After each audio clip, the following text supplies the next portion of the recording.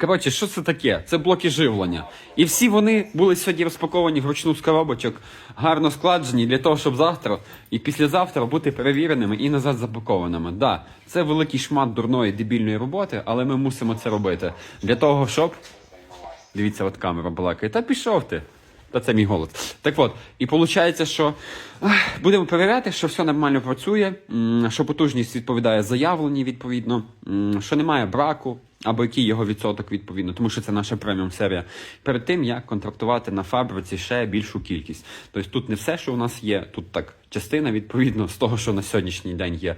І відповідно перед тим, як купувати в десяток разів більше, треба все прям перевірити для того, щоб спрогнозувати можливі наслідки. І що все буде чітко. Так що поки що нарікань немає, але не хочеться, щоб вони були. І ризикувати не варто, треба все перевіряти. Отак от станок заповнений блоками. І завтра роботи нас чекає просто до хера.